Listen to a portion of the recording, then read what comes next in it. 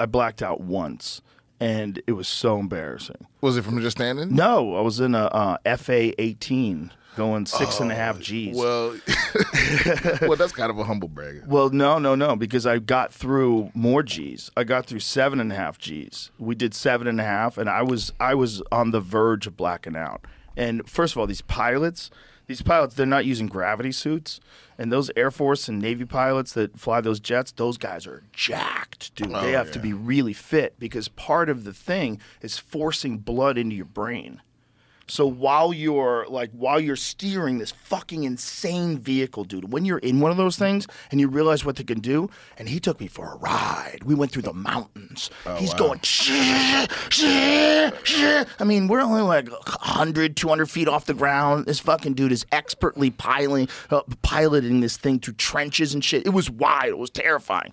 But then he was explaining to me, okay, you know, they take you through this whole training course with the Blue Angels, and then he's explaining to me, okay, now when you hit the high G's, you got to grab onto your straps, like where your legs are, and they grab onto their the joystick. But whatever you're grabbing onto, you grab onto, and you do a thing called hooking. So you go like this,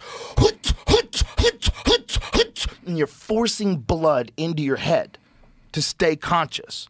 And then the gravity, the G-force is pushing down on you, and your consciousness is like elevator doors. And you go like, hut, hut, hut, hut. So I'm doing this, and I hear him doing it. And I'm like, oh, my God, he's experienced what I'm experiencing, too. And flying. And I thought he's maybe immune to it by now, right? No, he's going, hoot, hoot, hoot. And I'm going, oh, my God, this is insane. Just the physical demands that it takes to fly one of those things.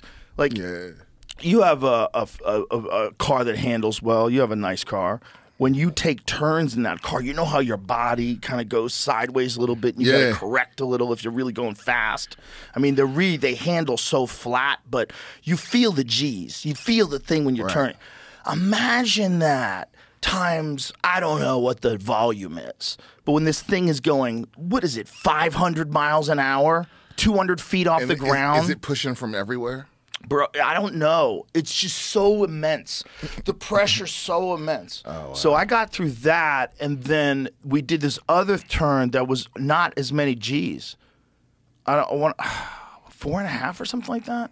It wasn't nearly as many, but I didn't hook. I didn't do the thing. I thought I was going to be fine.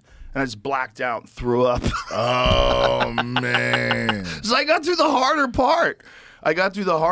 And I just fucking slacked off. I think I was so blown away by the experience, so blown away by what it feels like when you're inside one of those things and what they're capable of doing.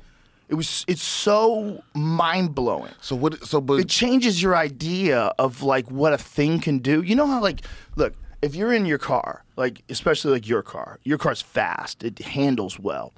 When you're in your car, you have a completely different sense of what a car can do than if you're in like a 1970 pickup truck with a shitty 6-cylinder engine and fucking, you know, blah, blah. Your car is going, it's gone. Now, when you get in a Tesla, it's that times 5. Because Teslas are insane. They don't make any noise, and they go 0 to 60 in 1.9 seconds.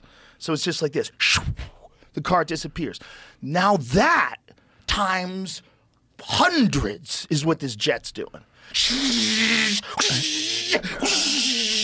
It's so fucking fast. And did you tell them to put a little extra on it? No. I said, let's go, brother. Let's go.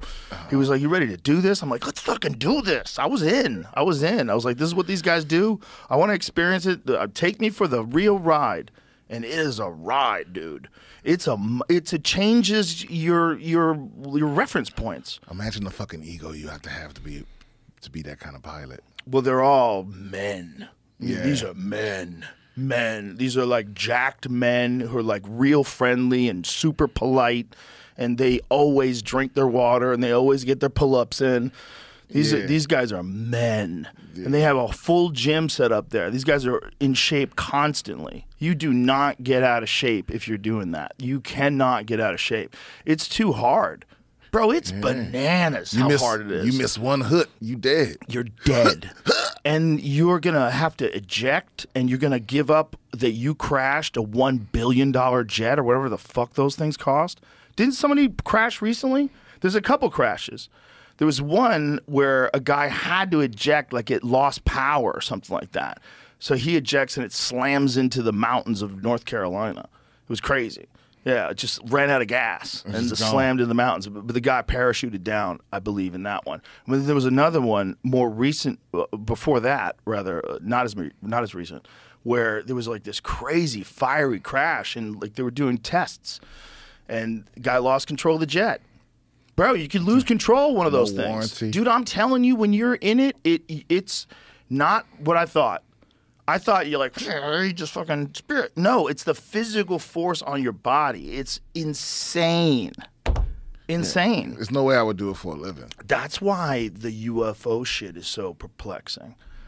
Because whatever those things are, if they're ours, nobody's in them. No fucking chance. No chance. Nobody's in those things. Because you would be turned into jello like that. From changing direction so quickly? What they're doing is moving at a, what was it like that they estimated the Tic Tac to go? I think it was 13,000 G's, something insane, where it moves so fast because it supposedly went from above our atmosphere, which is like above 50,000 feet, down to like 50 feet in a second.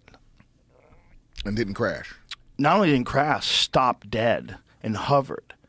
They're like, what can do that? And what happens to the people that are in that? You're gone, bro. You're mist. You're pink mist. You're like those people in that submarine. You just splat.